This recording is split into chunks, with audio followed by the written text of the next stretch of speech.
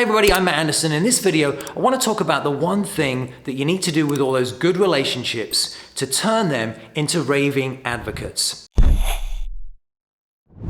So as you know, over the last 20 years, I've spent most of my time coaching hundreds, perhaps even thousands of financial advisors, how to build their business and also how to get out of their own way.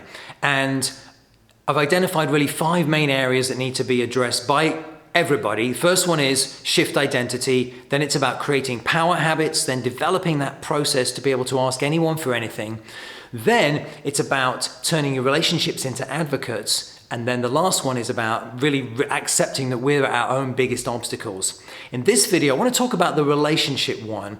And it's funny because when I wrote this book, which is almost about 10 years ago now, I came up with this process that was very effective for getting referrals. And then after I wrote the book, people were always asking me about, when are you going to write that book about developing center of influence relationships, so strategic alliances or introducer relationships.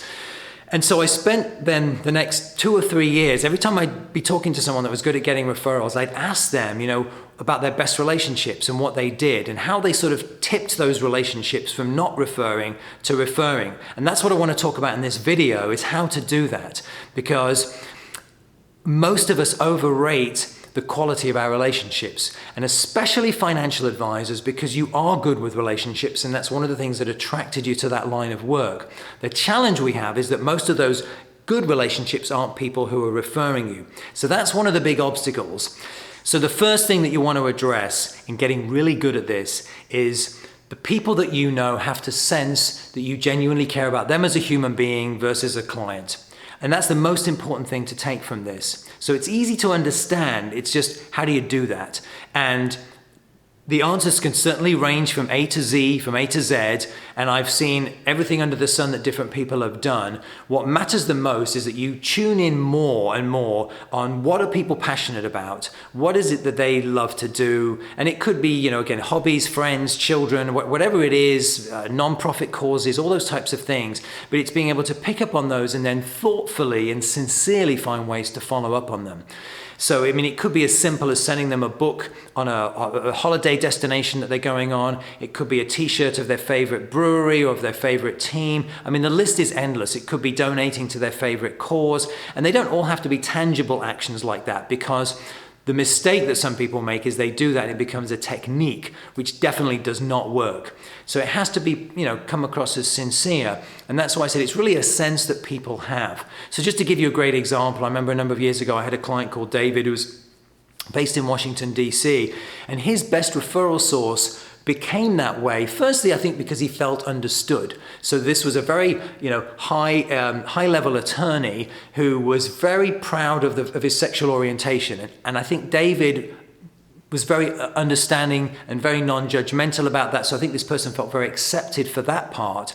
But then David was also sent him tickets to a jazz concert that he'd been talking about wanting to go to. And he also bought him a bottle of his favorite scotch. And it was that level of care, I suppose, that then turned this person into a phenomenal referral source.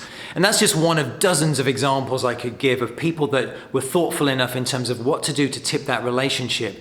The character trait, though, and this is the last point I want to make, that people have that are particularly good at this are people who are very curious. It's another thing, unfortunately, that we tend to overestimate our own abilities on, but the highest achievers in sales roles are people who are very curious. A client of mine just last week, it's a perfect example, was at a drinks event, was talking to complete strangers. The next day he got 3 phenomenal referrals, because he's just really interested in other people. He just asks them lots of questions. And so the useful part for all of us is, how can we be more curious? What questions can we actually think about in advance that we want to know from people so we can get better at that?